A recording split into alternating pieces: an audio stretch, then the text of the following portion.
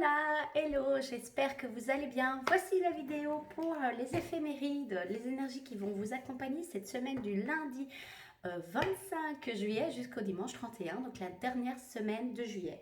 Pour ce faire, je continue avec les oracles de ce mois-ci, l'oracle Béline et l'oracle des nombres. J'ai déjà mélangé en amont, je le refais juste un coup. Je vous rappelle bien de prendre ce qui résonne pour vous, de garder votre propre discernement et de suivre votre propre intuition, guidance. Prenez ce qui résonne pour vous. C'est un tirage général. En tout cas, je vous souhaite déjà une très bonne semaine. C'est parti. On va tout de suite voir, du coup, avec l'oracle Béline. Je remélange quand même encore un coup, juste avant. Avec l'oracle Béline, un peu les énergies de cette semaine. Hop, je coupe. Et on me dit à la coupe. Ok, la méchanceté, la stérilité, le changement. Et je prends la carte qui est juste là, qui va venir en amont. Alors, pour faire une lecture rapide, alors, donc, la première carte que j'ai tirée, je ne sais pas dans quel sens vous voyez, je verrai un petit peu. Je préfère que vous voyez bien les cartes, vous verrez un peu moins, mais c'est ok. La première carte qui est ressortie, c'est la carte de la méchanceté. La deuxième, c'est la stérilité. Et la troisième, le changement. Je pense que ce qui vous appelle cette semaine et la carte générale, c'est la nativité, l'horoscope. J'en parlerai juste après. Je peux la mettre là, s'il vous plaît. Alors, la méchanceté, de façon générale, ce que je sens, et qui est lié à la stérilité, c'est que, voilà, cette semaine, il se peut que soit vous soyez confronté à des gens un petit peu moins dans le cœur, c'est ce que je sens, donc déjà avec une notion de méchanceté. Ce que je sens aussi, ça c'est de l'extérieur, mais de l'intérieur, c'est aussi d'aller voir, c'est comme si on vous demandait de faire un peu un point sur comment vous pouvez être bon ou mauvais, entre guillemets, avec vous-même aussi. Et également aussi à votre entourage. Donc il y a vraiment les trois, ça peut être l'extérieur vers vous, dans le relationnel, de l'intérieur de vous à vous, et puis de vous aux autres, vous voyez. C'est comme si on demandait de faire un peu un focus sur tout ce qui peut être la méchanceté, voilà, la méchanceté, la jalousie, vous voyez, il y a un terme qui veut descendre mais qui ne descend pas, enfin, je vais peut-être prendre un peu le bouquin, si je trouve, voir ce qu'eux disent, mais de façon générale, oui, quelque chose de... Ce qui me vient, c'est vraiment pas dans le cœur, en fait. Pas dans le cœur. Et c'est lié à la deuxième carte, qui est la stérilité. C'est de voir qu'est-ce que ça amène, cette notion de méchanceté, que ce soit les autres qui sont méchants avec vous et que vous acceptez, en fait. Vous acceptez cette méchanceté. Oui, ces intuitions nuisibles, cette oppression aussi, on parle d'oppression. Voilà, tout ce qui est atteinte verbale, physique, vous voyez, aussi les relations d'intérêt, ça peut aller aussi là-dedans, hein, je disais, le mensonge, la jalousie, la manipulation, vous voyez, la dureté, l'ego, l'égoïsme, voilà, tous ces trucs-là, que ce soit de votre extérieur vis-à-vis de vous-même, mais que vous acceptez en fait, que vous tolérez dans votre vie, de vous à vous aussi, tous les enjeux que vous pouvez avoir de vous à vous par rapport à être méchant, pas bienveillant par rapport à vous-même. Et puis vous aussi, comment vous mettez ça dans l'énergie, dans le relationnel de vous. Vous pouvez être aussi peut-être méchant, jaloux à certains moments, égoïste aussi, vous voyez. Comment ça, toute cette notion-là se met dans votre vie de façon générale et de voir en fait à quel point ça amène de la stérilité. La stérilité dans votre vie, de la tristesse, de la solitude, du renfermement sur soi.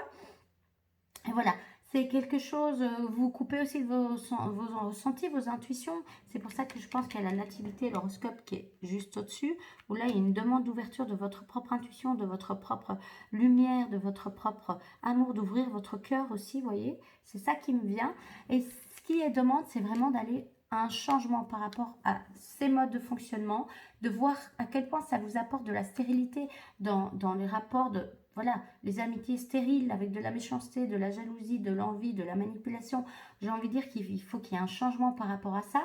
Dans la relation de vous à vous aussi, qu'est-ce que ça apporte de la stérilité? Vous ne faites pas confiance, vous coupez de vos ressentis, vous renfermez sur vous-même, vous dévalorisez. Il faut qu'il y ait un changement par rapport à ça. Et puis aussi, ce que vous apportez aussi aux autres.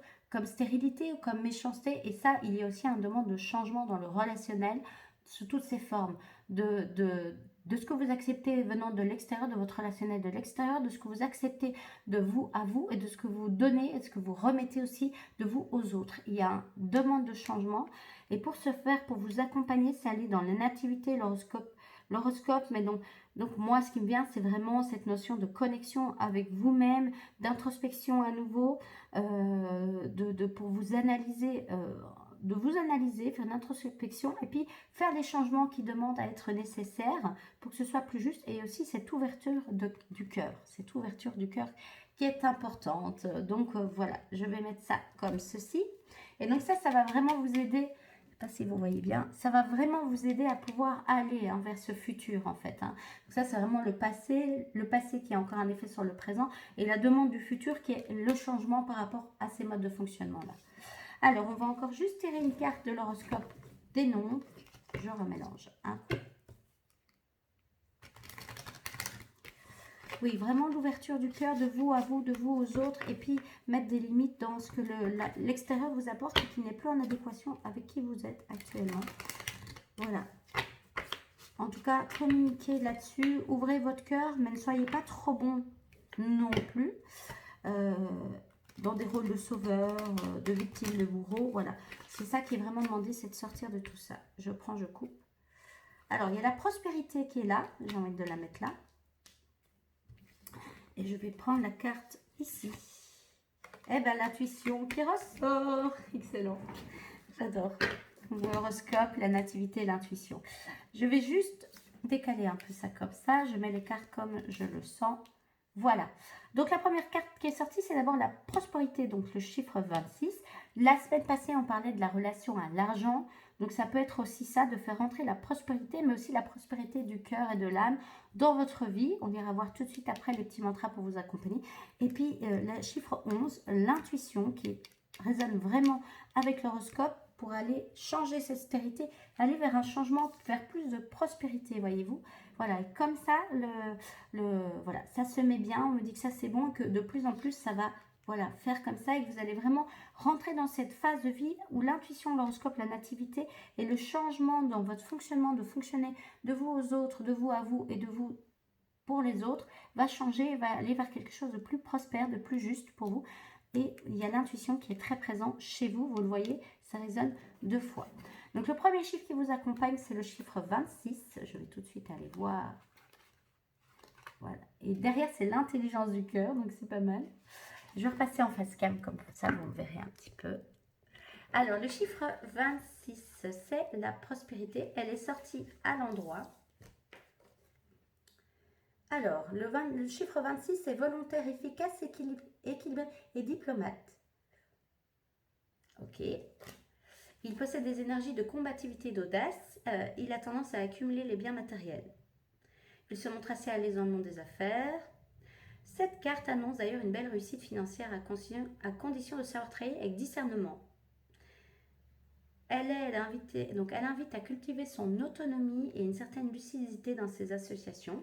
Donc ça peut aussi être dans le projet professionnel aussi, qui résonne du coup aussi, de façon générale. Mais ça, c'est dans toute la vie. Alors, il sait repérer les étapes nécessaires pour atteindre ses objectifs, mais il lui sera demandé de rester prudent en matière de spéculation. Il devra gérer rigoureusement ses comptes et conserver ce sens de responsabilité. Ça résonne aussi avec la semaine passée, c'est ça qui me vient aussi pour ça. Mais de façon générale, on voit que vous allez vers quelque chose de plus prospère. Alors...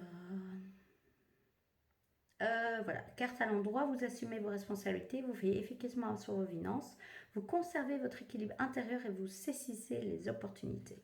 Alors, message de transformation. Je veille à conserver une bonne gestion de mes finances, sachant que l'univers m'apporte toujours ce dont j'ai besoin. Super. Je suis confiante quant à mon avenir et agis en conformité avec la justice divine, source infinie d'abondance et de prospérité. Ça peut être un mantra qui peut vous accompagner, surtout s'il y a ce changement par rapport à l'argent qui doit s'opérer et qui d'ailleurs est de nouveau présente cette dernière semaine de juillet. Et alors, ça donne un peu le tournis quand je dis ça. Donc, il y a à nouveau peut-être beaucoup de peur, d'angoisse pour l'avenir. Ancrez-vous bien, les amis, c'est important. Et alors, le 11, on va juste aller voir le 11, qui est l'intuition. Le 11 possède une inspiration élevée, une forte intuition qu'il doit écouter pour se révéler et rayonner. Cette remarquable force intérieure lui donne la capacité de surmonter beaucoup d'obstacles et d'atteindre ses objectifs. Alors, un grand besoin de reconnaissance peut quelquefois l'amener à douter de ses capacités intérieures pourtant grandes. Il est dans la dualité, il demande de l'aide pour recevoir de l'attention et non parce qu'il en a réellement besoin. Je pense qu'il résonne. Alors, il est également ouvert aux dimensions artistiques et spirituelles. Il capte facilement les vibrations ambiantes. Si vous croyez du P1-11, vous êtes loin du compte. Il sent et ressent ce qui ne se voit pas et ce qui ne s'entend pas. Donc, des hypersensibles, des hyperconnectés. Mais donc, suivez les messages de votre corps, de votre cœur et de votre âme. C'est hyper important. Alors, vous avez tiré le 11. Il vous est demandé de vous servir de votre intuition pour trouver les réponses à vos questions. Et aussi pour aller dans cette introspection par rapport à tout ce qui est la méchanceté et la stérilité dans votre vie. Vous possédez toutes les capacités pour réussir ce que vous entreprenez. Faites-vous confiance et n'hésitez pas à demander de l'aide en cas de besoin, mais si vous n'en avez réellement pas besoin, pas pour être dans l'attention de l'autre. Alors, carte tirée à l'endroit, vous restez aligné, vous vous sentez guidé et protégé, suivez votre intuition. Ça va être ça le leitmotiv. Donc, votre message est confiance en mon intuition car je sais qu'elle est de source divine. Je suis en contact avec les vibrations, les meilleurs ascensionnés qui me protègent et me soufflent la meilleure voie active pour atteindre mon but. Voilà pour les énergies de cette semaine. J'ai de nouveau envie de bien vous dire, cette fois-ci c'est moi qui le prends, qui est aussi maître ascensionné, ça peut être les messages des dragons, c'est des maîtres ascensionnés. Je vais vous en parler un petit peu plus à chaque fois car c'est des énergies que j'aime beaucoup, qui viennent beaucoup me guider et m'aider. Alors vous prenez...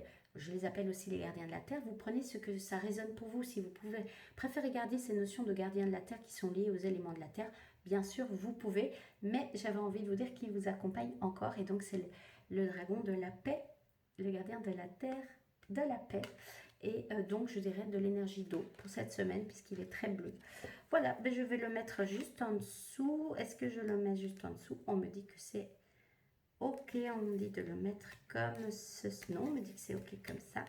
Et donc, je vous remonte un petit peu les énergies de cette semaine. J'espère que vous voyez bien. Donc, vous voyez, il y a la méchanceté, la stérilité, la paix qui va venir aller dans votre intuition profonde de paix, d'introspection, pour amorcer un vrai changement avec l'horoscope, la nativité. Et c'est vraiment pour aller vers la prospérité également qui est présente. Voilà, ben je vous souhaite d'ores et déjà une très bonne semaine de fin de mois de juillet. Donc les énergies du lundi 25 au dimanche 31 juillet. Je vous souhaite plein de belles choses pour cette semaine, plein de douceur, plein d'amour, plein d'introspection. Sortez de cette forme de stérilité, éloignez toute forme de méchanceté de l'extérieur, de vous à vous, et puis de ce que vous mettez dans vos relations pour aller vers un vrai changement. Suivez votre intuition à chaque instant. Et autorisez-vous à être plus dans la paix et dans la prospérité, avec le cœur ouvert de vous à vous et de vous au monde. N'hésitez pas à faire appel au gardien de la Terre de la paix cette semaine pour qu'il vous accompagne dans ce changement qui s'opère sur du long terme. Je vous le souhaite. Une belle semaine à vous. À la semaine prochaine. Prenez soin de vous.